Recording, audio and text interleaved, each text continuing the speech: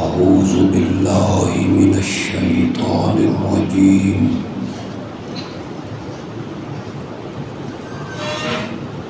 بسم الله الرحمن الرحيم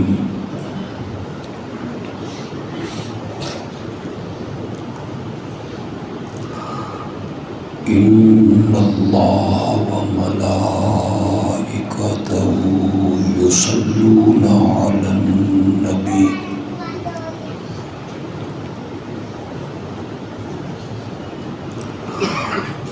يا أيها الذين آمنوا صلوا عليه وسلموا تسليما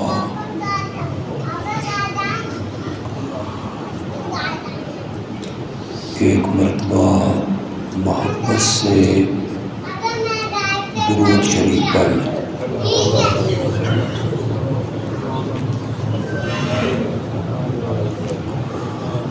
اللہم صلی علی محمد وعلی آل محمد کما صلیت علی ابراہیم وعلی آل ابراہیم انک حمید مجید۔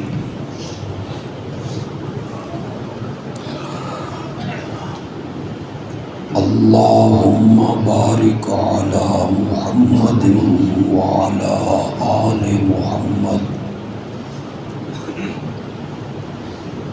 کما بارکت علی ابراہیم وعلی آل ابراہیم انک حمید مجید۔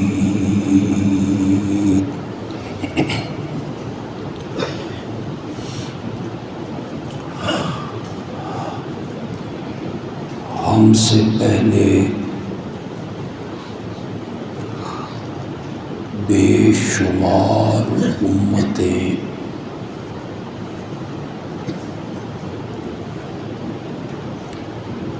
اس دنیا میں آئیں،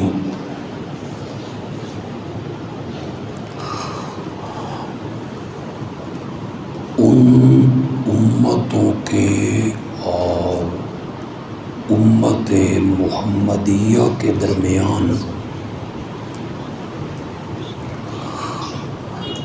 جو حد فاصل ہے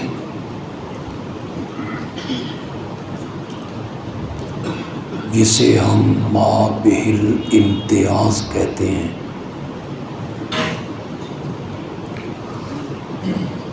جو چیز ہمیں دوسری امتوں سے الگ کرتی ہے وہ علم حدیث ہے۔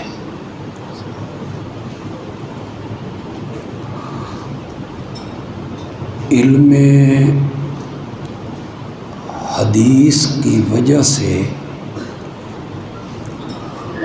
امت محمدیہ باقی امتوں سے ممتاز نظر آتی۔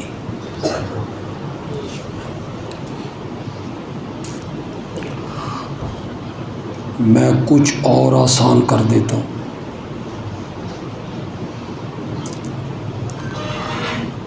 جتنے نبی اس دنیا میں آئے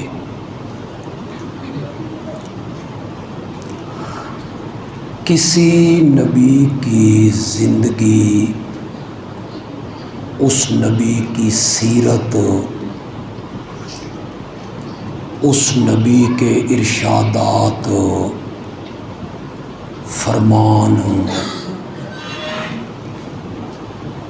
آج دنیا میں کہیں بھی محفوظ نہیں۔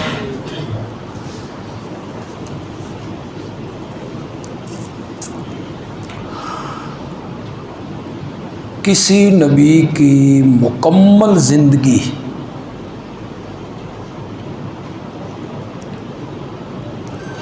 آج دنیا میں محفوظ نہیں۔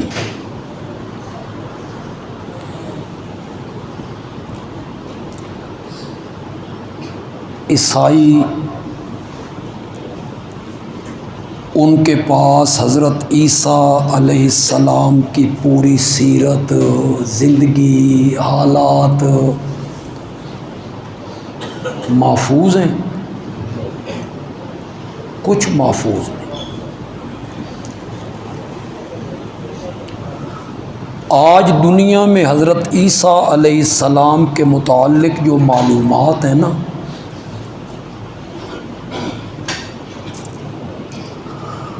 مثلاً ان کی والدہ غسل کے لیے گئیں، جبریل انسانی شکل میں آئے،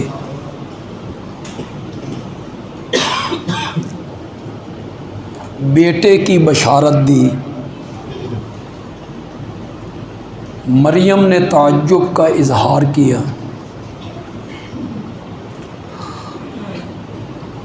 دن پورے ہوئے تو وہ ایک درخت کے نیچے آ گئی، خشک درخت سے کھجوریں گرنے لگیں، نیچے سے پانی کا چشمہ جاری ہو گیا۔ یہ اٹھا کے گاؤں میں لائیں، لوگوں نے مریم کے متعلق بدزبانی کی، عیسیٰ ماں کی گود میں بولے، اور کیا بولے؟ یہ جو کچھ حضرت عیسیٰ اور مریم کے متعلق، ان کی زندگی کے متعلق جو کچھ آج محفوظ ہے، یہ ہمارے قرآن کی مہربانی، ورنہ عیسائیوں کے پاس کیا ہے؟ کچھ بھی نہیں۔ حضرت عیسیٰ کے ارشادات، فرامین، جسے ہم حدیث کہتے ہیں، کوئی محفوظ نہیں۔ حضرت عیسیٰ کا باپ کوئی نہیں،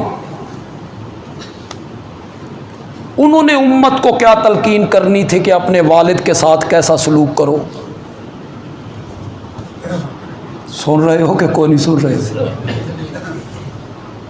انہوں نے شادی نہیں کی،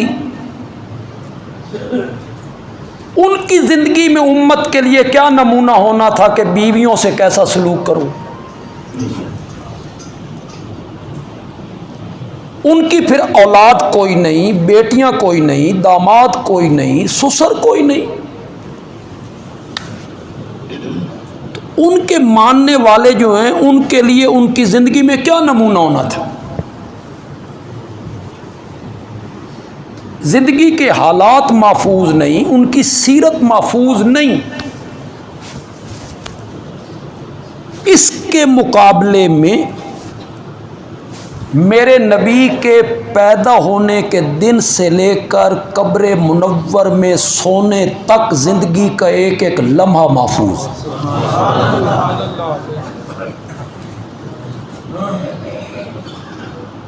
والدین کے حالات محفوظ ہیں، دادا پردادا کے حالات محفوظ ہیں، قبیلے کے حالات محفوظ ہیں۔ سب سے پہلے کس عورت نے دودھ پلایا تھا، اس کا نام کیا تھا، جسے آپ صوبیہ کہتے ہیں، جبکہ اصل نام سویبہ ہے۔ کیا نام ہے؟ سویبہ۔ حلیمہ کس طرح آئیں، کیسے لے کر گئیں، کتنے سال حلیمہ کے گھر رہے، والدہ ننہال ملانے مدینے لے گئیں، واپسی میں والدہ کا انتقال ہو گیا، انہوں نے کس خاتون کے حوالے کیا تھا کہ ننھے محمد کو دادے کے سپرد کر دینا؟ اس خاتون کا نام کیا تھا؟ کیسے بکریاں چرائیں، شام کا سفر کیسے کیا؟ میرے نبی کی سیرت کا ایک ایک لمحہ محفوظ، ادائیں محفوظ ہیں، ادائیں۔ وہ جو کسی بات کے کہنے پہ میرے نبی مسکرائے تھے نا، بات کرتے ہوئے آپ مسکرائے۔ جہنم میں سب سے آخری بندہ جو نکلے گا مومن ہوگا، گناہوں کی وجہ سے جہنم میں پڑا رہے گا، سب سے آخر میں نکلے گا اور وہ کہے گا یا اللہ میں کالا کولے کی طرح میرا رنگ، اب میں جنت میں جانے لگا ہوں، اے میری حالت ہے۔ اللہ نے فرمایا جنت کے دروازے پر ہم نے ایک نہر بہائی ہے، اس میں غسل کر 14ویں کے چاند جیسا کر دیں گے۔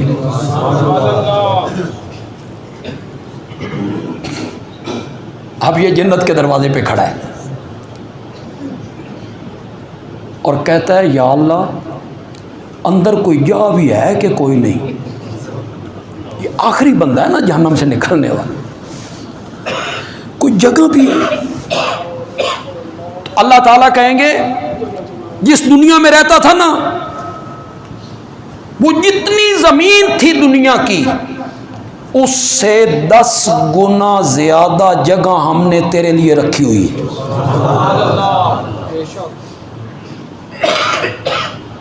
اس پر وہ بندہ کہے گا یا اللہ مذاق ہو رہے ہیں؟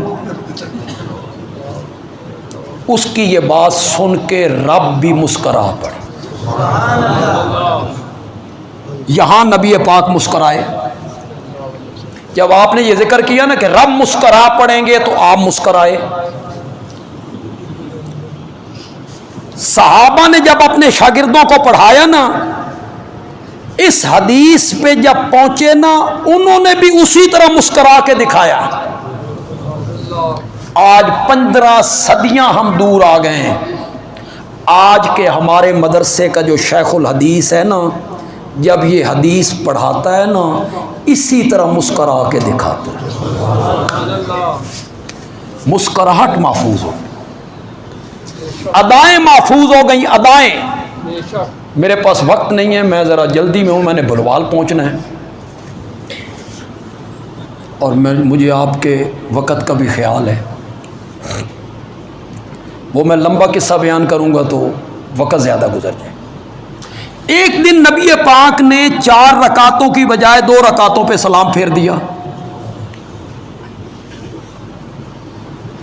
2 رکعتوں پہ سلام پھیرنے کے بعد آپ مصلی سے اٹھے، سین میں گئے، ایک لکڑی کا تنا تھا اس کے ساتھ ٹیک لگا کے کھڑے ہو گئے۔ صحابہ سارے خاموش ہیں، کیوں؟ وہی آتی رہتی ہے، وہی آئی ہوگی اور نماز 4 کی بجائے 2۔ یہ صحابہ کے ذہن میں تھا۔ ان صحابہ میں ایک صحابی ہے ذوالیدین، نبی پاک اس سے مزاح کرتے تھے، دل لگی دل لگی۔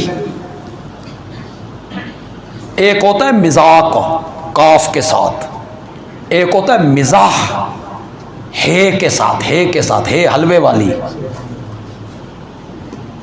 مزاق کیا ہوتا ہے؟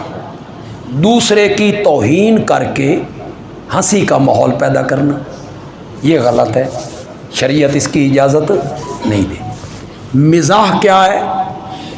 کسی کی توہین نہ ہوتی ہو، تھوڑی سی محفل خوشگوار ہو جائے۔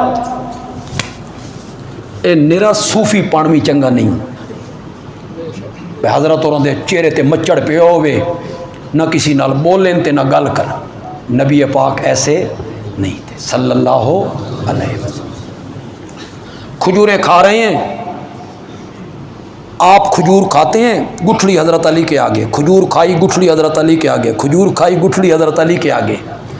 جب کھا چکے تو آپ نے فرمایا بلے بلے، دیکھو علی نے کتنی کھجوریں کھائیں، گٹھلیاں گنو ذرا۔ تو حضرت علی نے آگے سے کہا یا رسول اللہ لگدا تسا گٹھلیاں سمیت کھا دیاں۔ یہ تھوڑا سا مزاح ہو گیا، محفل تھوڑی سی کیا ہو گئی؟ خوشگوار۔ ایک بوڑھی عورت آئی، اس نے کہا یا رسول اللہ دعا کرو اللہ من جنت دے وے۔ آپ نے فرمایا بڈھیاں تے جنت جانا ہی کوئی۔ اب وہ رو رہی ہے، آپ ہلکے ہلکے مسکرا رہے ہیں کہ میں دعا کروانے آئی تھی جنت کی اور آپ نے فرمایا بڈھیاں تے جانا ہی نہیں۔ پھر آپ نے فرمایا کسی بندے نے بڑھاپے کی حالت میں نہیں جانا، ہر بندے نے 33 سال کی عمر میں جنت کے اندر جانا۔ تو اس کو کہتے ہیں مزاح۔ ذوالیدین کے ساتھ چونکہ نبی پاک مزاح کرتے تھے نا، وہ تھوڑا جہا بے تکلف سی نا، وہ قریب گیا، اس نے کہا کوسرت الصلاۃ ام نسیت یا رسول اللہ، نماز گھٹ گئی ہے یا تسا بھول گئے ہو؟ اور سن رہے ہو کہ کون نہیں سن رہے ہو؟ یہ نبی پاک کو بھولنے کا کون کہہ رہا ہے؟ صحابی۔ صحابی کے وہابی۔ نماز کم ہو گئی ہے، 4 کی 2 ہو گئی ہیں، یا جناب بھول گئے؟ آپ نے ذوالیدین کو دیکھا، آپ نے فرمایا کل ذالک لم یکن، دونوں میں سے کوئی بات نہیں ہوئی، نہ نماز کم ہوئی ہے نہ میں بھولا ہوں، آپ کو اب بھی یقین ہے کہ میں نے کتنی پڑھائی ہیں؟ 4۔ دونوں میں سے کوئی بات نہیں ہوئی۔ ذوالیدین بھی ذرا پیر پکے رکھے۔ ذوالیدین کہتا ہے یا رسول اللہ 2 وچوں 1 تو ہو گئی، 2 میں سے 1 تو ہو گئی ہے۔ وفی القوم ابو بکر و عمر فہاباہم ان یتکلما، لوگوں میں حضرت ابو بکر ہیں، عمر ہیں، لیکن میرے نبی کا روب کون بولے؟ تو آپ نے صحابہ کی طرف دیکھ کے کہا الصادق کا ذوالیدین، کیوں بھائی یہ ذوالیدین سچ کہہ رہا ہے؟ قالوا بلا یا رسول اللہ، کہہ تو سچ رہا ہے۔ پھر آپ نے سجدہ صاف کیا۔ آپ کے گھر میں اگر کوئی حدیث کی کتاب پڑھی ہے، بخاری، مسلم، ترمذی، ابن ماجہ، مشکات، کوئی سی کتاب بھی پڑھی ہے، باب و سجود صاف نکالیے۔ ہر حدیث کی کتاب میں یہ باب موجود ہے، باب و سجود صاف، بھول لالا سجدہ، اس میں آپ کو یہ حدیث سب سے پہلے ملے گی۔ آپ نے سجدہ صاف کی، سجدہ صاف کے بعد آپ نے خطبہ دی۔ اس خطبے کی ابتدا کہاں سے ہو رہی ہے؟ آپ نے فرمایا انما انا بشر مثلکم، میں بشر ہوں جیسے تم۔ یہ کس معنی میں مثلیت ہے؟ بشر ہوں جیسے تم، یہ جیسے کس میں ہے؟ مرتبے میں، مقام میں، یا درجے میں؟ ساری امتیں اکٹھی ہو جائیں اور سارے انبیاء بھی اکٹھے ہو جائیں تو سارے مل کر بھی میرے نبی کے مرتبے کو پہنچو نہیں سکتے۔ یہ مثلیت مرتبے میں نہیں ہے، درجے میں نہیں ہے، شان میں نہیں ہے۔ خود میرے نبی اس مثلیت کو بیان کر رہے ہیں۔ فرمایا انما انا بشر مثلکم انسا کما تنسون، میں بھی بھول جاتا ہوں جس طرح تم بھول جاتے ہو۔ فَإِذَا نَسِيتُ فَذَكِّرُونِی، آئندہ میں کبھی بھول جاؤں نا تو مجھے پیچھے سے۔ یہ سارا واقعہ میں نے کس لیے بیان کیا؟ یہ جو صحابی اس کو روایت کرتا ہے، آپ کا ارشاد روایت کرتا ہے، آپ کا فرمان بیان کرتا ہے، اس میں تو ہمارے لیے نفع ہے، فائدہ ہے، معلومات ہیں۔ اگلی بات جو نقل کرتا ہے اس میں ہمارے لیے کیا فائدہ تھا؟ صحابی کہتا ہے آقا جب اس لکڑی کے تنے کے ساتھ گئے تو ٹیک لگایا، تو ٹیک لگانے کی کیفیت کیسی تھی؟ کہتا ہے شبک بین اصابع، آپ نے ایک ہاتھ کی انگلیاں دوسری ہاتھ کی انگلیوں میں دی، شبک بین اصابع، اور آپ نے دایاں رخسار بائیں ہتھیلی پہ یوں رکھا اور آپ تنے کے ساتھ یوں کھڑے ہو گئے۔ میرے نبی کی سیرت تو اپنی جگہ پہ رہ گئی، فرامین اپنی جگہ پہ رہ گئے، ارشادات اپنی جگہ پہ رہ گئے۔ صحابہ نے یہاں تک سیرت کو محفوظ کیا، کھڑے ہونے میں رخسار کون سا تھا، ہتھیلی کون سی تھی۔ تو صرف میرے آقا کی سیرت کیا ہے؟ حدیث ہے، فرامین موجود ہیں. تو پہلی امتوں میں اور اس امت میں جو فرق کرنے والی چیز ہے وہ علم حدیث ہے. پہلی امتوں کے پاس اپنے نبی کی کوئی باتیں محفوظ ہو نہیں ہے. ہمارے نبی کی ایک ایک بات کیا ہے؟ محفوظ ہے. ایک ایک ادا محفوظ ہے، ایک ایک فرمان محفوظ ہے. اگلی بات جو میں کرنے لگا ہوں تو میں پڑھے لکھے لوگوں میں بیٹھا ہوں، میں کوئی جاہلوں میں نہیں بیٹھا ہوں، ان پڑھوں میں نہیں ہوں، پڑھے لکھے لوگوں میں ہوں. میری بات کو ذرا غور سے سننا ہے، اس پہ ذرا تدبر بھی کرنا ہے. عیسائیوں نے کبھی سیرت مسیح کا جلسہ کیا؟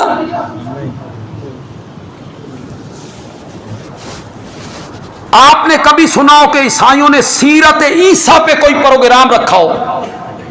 آؤ بھائی تمہیں عیسیٰ کی سیرت سنائیں. نہیں، ان کے پاس ایک ہی عنوان ہے، عید میلاد مسیح. 25 دسمبر کو اس کا عنوان کیا ہوتا ہے؟ عید میلاد مسیح. ان کے پاس حضرت عیسیٰ کی ولادت، وہ جو بغیر باپ کے ہوئی، انوکھے طریقے سے ہوئی، یہی ایک چیز ان کے پاس محفوظ ہے. وہ ہر سال عید میلاد مسیح کرتی ہیں. میں کہتا ہوں یہ عیسائیوں کی مجبوری ہے، مجبوری. اپنے پیغمبر کی ولادت کے دن عید کرنا اور وہاں ڈھول دھمکے اور تماشا کرنا، یہ عیسائیت کی مجبوری ہے، مجبوری ہے. اس لیے کہ ان کے پاس اپنے نبی کی سیرت پر کہنے کے لیے کوئی مواد موجود نہیں ہے.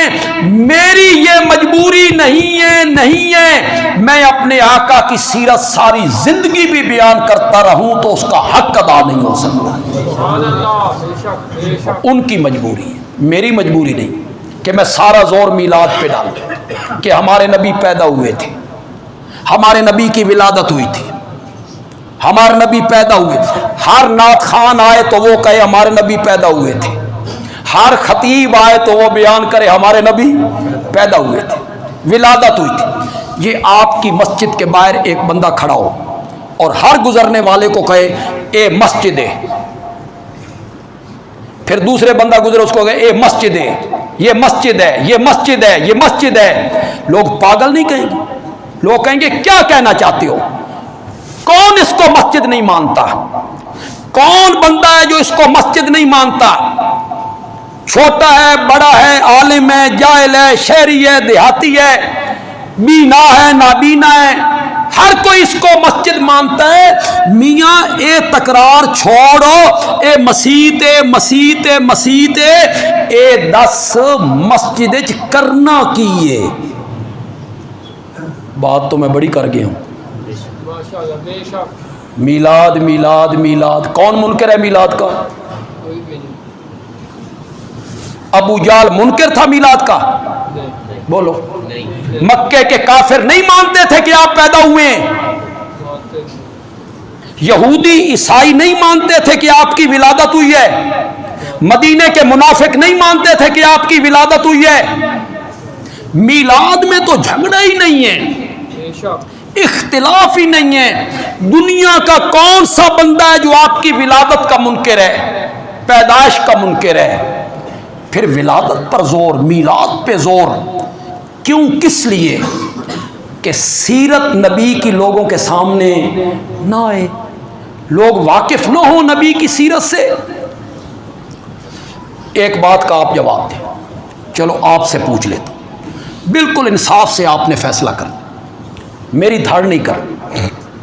آپ کا جس مسلک سے تعلق ہے مجھے اس سے کوئی سروکار نہیں، سب ہمارے بھائی ہیں، دوست ہیں.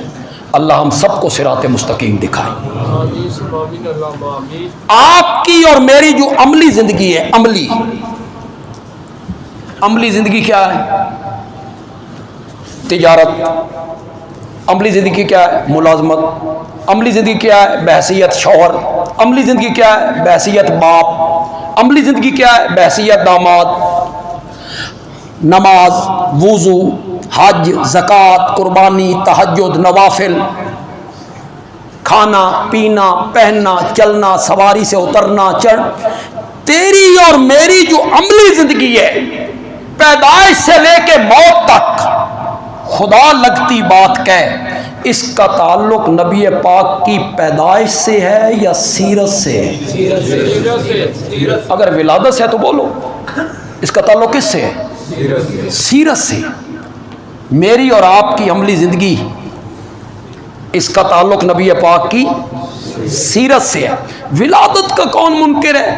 ولادت کا تو کوئی اور یہ بھی میں نہیں کہنا چاہتا کہ ولادت کا تذکرہ نہیں ہونا چاہیے، ولادت کا تذکرہ ہونا چاہیے، آپ کے آباء و اجداد کا تذکرہ ہونا چاہیے، آپ کس شہر میں پیدا ہوئے تذکرہ، یہ کم از کم لوگوں کو پتہ ہونا چاہیے، کہاں پیدا ہوئے، کب پیدا ہوئے، کس خاندان میں پیدا ہوئے، والد صاحب کا نام کیا تھا، والدہ محترمہ کا نام کیا تھا، دادا کا نام کیا تھا، کس عورت نے آپ کو دودھ، یہ ساری باتیں جو ہیں یہ لوگوں کے سامنے آنی چاہیے۔ ولادت کا تذکرہ ایک الگ موضوع ہے، الگ موضوع ہے، اور یہ جو دھما چوکڑی ہے نا یہ ایک الگ موضوع ہے، اس کا شریعت کے ساتھ کوئی تعلق نہیں۔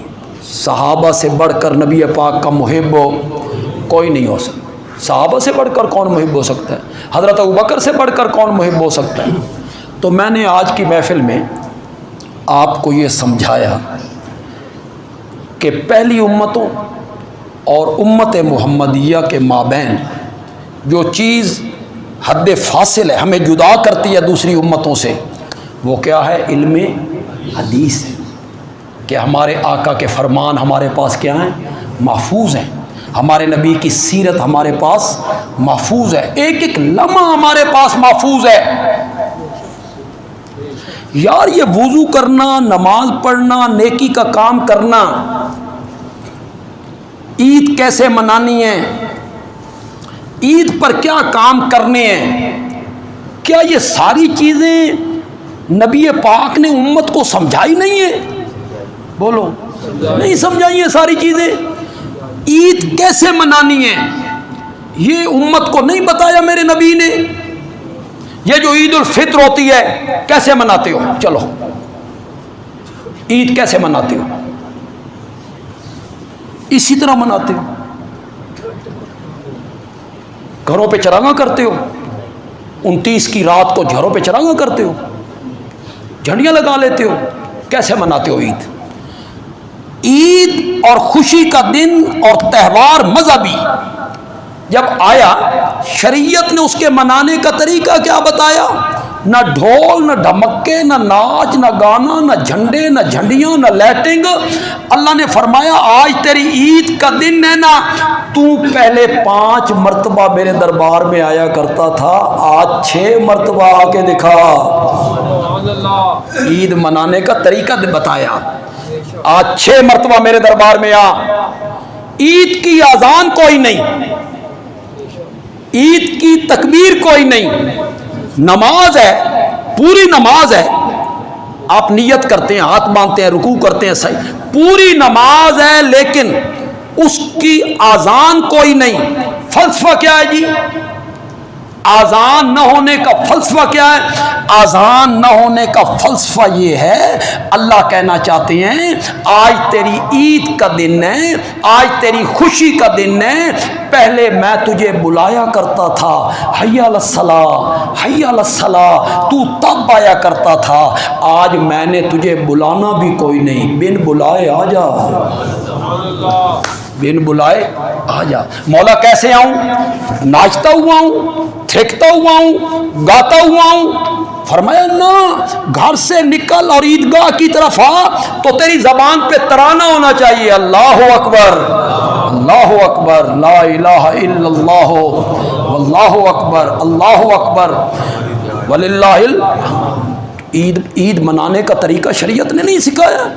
عید کیسے تم نے گزارنی ہے؟ تمہیں آزاد چھوڑ دیا ہے شریعت نے، عید پہ جو تم مرضی کرتے رہو، خوشی کے موقع پہ جو مرضی کرتے رہو، نہیں، خوشی اسی طرح منانی ہے جس طرح آقا نے فرمایا ہے، غم اس طرح گزارنا ہے جس طرح آقا نے فرمایا ہے۔ ایک ایک لمحہ سیرت کا محفوظ کیا گیا ہے، اور پھر اللہ اکبر اللہ اکبر حجامت کروانے کے طریقے بتائے، ناخن اتارنے کے طریقے بتائے، تھوکنے کے طریقے بتائے، جوتی میں پاؤں ڈالنے کے طریقے بتائے، رات کو چارپائی پہ کیسے سونا ہے، رخ کس طرف ہونا ہے، ہاتھ کہاں رکھ کے سونا ہے، حتیٰ کہ پاخانہ کرنے کے طریقے بتائے، سایہ دار درخت کے نیچے بیٹھ کے پیشاب نہ کیا کرو، یہ لوگوں کے بیٹھنے کی جگہ ہوتی ہے، راہ گزر پہ پیشاب نہ کیا کرو، یہاں سے لوگ گزرتے ہیں، کسی سوراخ میں پیشاب نہ کیا کرو، کوئی موذی جانور نہ ہو، اور کھلے میدان میں پیشاب کرنا چاہو تو جس طرف سے ہوا آ رہی ہے اس طرف منہ کر کے پیشاب نہ کرو۔ یہ سارے طریقے ہمارے شفیق پیغمبر نے ہمیں نہیں سکھائے۔ پیشاب کرنے کے طریقے سکھاتے ہیں، میلاد منانے کا طریقہ نہیں سکھاتے کہ وہ تم نے کیسے منانا ہے۔ تھوکنے کے طریقے بتا رہے ہیں، اور اتنی بڑی عظیم بات ہے اس کا طریقہ آپ نہیں بتا رہے ہیں۔ تو ربیع الاول کا پیغام یہ ہے کہ ہم یہ تہیہ کریں۔ میں اگلے دن ایک صاحب کی تقریر سن رہا تھا، مجھے بڑا تعجب ہوا، افسوس بھی ہوا، یہ علماء ہیں اور اللہ ان کو ہدایت دے، اللہ ان کو سمجھ دے صحیح رہنمائی کریں۔ وہ لوگوں سے کہہ رہے تھے جنہ جنہ جھنڈیاں نہیں لائیں وہ لا لو، تے جنہ نے لیٹنگ نہیں کی تھی وہ کر لو۔ میں نے کہا کاش تو اس کے بجائے لوگوں سے یہ کہتا جو تم میں سے نماز نہیں پڑھتا وہ آج کے بعد نماز پڑھنے کی کوشش کرے، جو تم میں سے زکوٰۃ نہیں دیتا وہ زکوٰۃ دینے کی کوشش کرے، جو برائی کے راستے پہ چل نکلا ہے برائی کا راستہ چھوڑ دے، نبی پاک کی سیرت پر وہ عمل کرے۔ نبی پاک خوش تب ہوں گے جب ہم ان کی سیرت پہ کیا کریں گے؟ ان جھنڈیوں سے خوش تو یہ سیاسی لیڈر ہوتے ہیں، تمہیں مجھ سے زیادہ تجربہ ہے، یہ سیاسی لیڈر نہیں ہوتے، یہ جھنڈوں سے جھنڈیوں سے پھول کی پتیوں سے بڑے خوش ہونے نے چوڑے ہونے نے، یہ کیا خوشی ہے؟ اس سے تو سیاسی لیڈر خوش ہوتے ہیں۔ کائنات کا سرتاج اللہ اکبر، ہستی دیکھو ہستی، اور پھر ان کی پستی دیکھو، اتنی عظیم ہستی کو جھنڈیوں پہ خوش ہونے والا نبی بنا دی۔ انا للہ و انا الیہ راجعون۔ عظمت ان کی یہ ہے کہ چہرہ آسمان کی طرف اٹھا دیتا ہے تو رب قبلے تبدیل کر کے رکھ دیتا ہے۔ عظمت ان کی یہ ہے جس زمین پہ قدم ٹکا دیتا ہے رب اس زمین کی قسمیں اٹھانے لگ جاتا ہے، جس قبرستان میں کھڑے ہو کر مغفرت کی دعا مانگتا ہے اللہ اس پورے قبرستان کو جنت البقیع بنا کے رکھ دیتا ہے۔ اور اپنے گھر کی کھڑکی سے نکل کر، یہ میری بات غور سے سننی آپ، اپنے گھر کی کھڑکی سے نکل کر چلتے چلتے چلتے اپنے ممبر تک آتا ہے تو رب اس سارے راستے کو ریاض الجنہ بنا کے رکھ دیتا۔ ما بین بیتی و ممبری روضۃ من ریاض الجنہ۔ اتنا عظیم، پتھر اسے سلام کرتے ہیں، جانور اس سے کلام کرتے ہیں، مشکیزے پر اپنے ہاتھ رکھ دیتا ہے تو انگلیوں سے پانی کے چشمے جاری ہو جاتے ہیں۔ بیت المقدس میں سارے نبیوں کو جمع کیا تو رب نے اسے سارے نبیوں کا امام بنا دیا، اولاد آدم کا سردار بنایا۔ انا سید ولد آدم ولا فخرا، میں اپنے نبی کی عاجزی پہ قربان جاؤں، میں اپنے نبی کی عاجزی پہ قربان جاؤں۔ انا سید ولد آدم ولا فخرا، قیامت کے دن اولاد آدم کا سردار میں ہوں گا اور مجھے اس پر کوئی فخر بھی نہیں۔ انا اول شافع یوم القیامہ و اول مشفع یوم القیامہ ولا فخرا، قیامت کے دن سب سے پہلے شفاعت کے لیے میں نے لب کھولنے ہیں، سب سے پہلے میری شفاعت مانی جائے گی، ولا فخرا، مجھے اس پر کوئی فخر نہیں ہے۔ وَأَنَا حَامِلُ لِوَاءِ الْحَمْدِ يَوْمَ الْقِيَامَةِ، حمد کا جھنڈا قیامت کے دن میرے ہاتھ میں ہوگا اور مجھے اس پر کوئی فخر نہیں تم سمجھو گے حمد کے جھنڈے کو، میں بیان کروں گا تو پھر آپ کو میرے نبی کی عظمت کا پتہ چلے گا۔ میرے آقا نے فرمایا ہر نبی کو اللہ ایک جھنڈا دیں گے، اس نبی کی امت اپنے نبی کے جھنڈے کے نیچے کھڑی ہوگی، ایک جھنڈا اللہ حمد کا میرے ہاتھ میں دیں گے جو اتنا وسیع ہوگا کہ سارے نبی اپنی امتوں سمیت میرے جھنڈے کے نیچے ہوں گے، سارے نبی اس کے جھنڈے کے نیچے ہیں، اور وہ کہتا ہے ولا فخرا، مجھے اس پر فخر کوئی نہیں۔ سب سے پہلے جنت کا دروازہ میں کھٹکھٹاؤں گا، سب سے پہلے جنت کا دروازہ میں کھٹکھٹاؤں گا، اندر سے دربان پوچھے گا کون؟ میں کہوں گا آنا محمد الرسول اللہ، تو دربان جواب میں کہے گا میں نے بھی اللہ ہی آکھیا سی، جدہ تائیں میرا سونا نہ آوے نا جنت کا دروازہ کھولنا ہی نہیں۔ پھر خود رب میرے نبی کو جنت میں داخل کریں گے، اللہ اکبر، اللہ ہمارے نصیب میں بھی کر دے۔ پھر رب خود میرے نبی کو داخل کریں گے، خوش آمدید۔ اور میرے نبی نے فرمایا میرے ساتھ مسکینوں اور فقیروں کی پوری جماعت ہوگی، غریب لوگ، مسکین لوگ، وہ مومن لوگ، وہ پوری جماعت میرے ساتھ ہوگی۔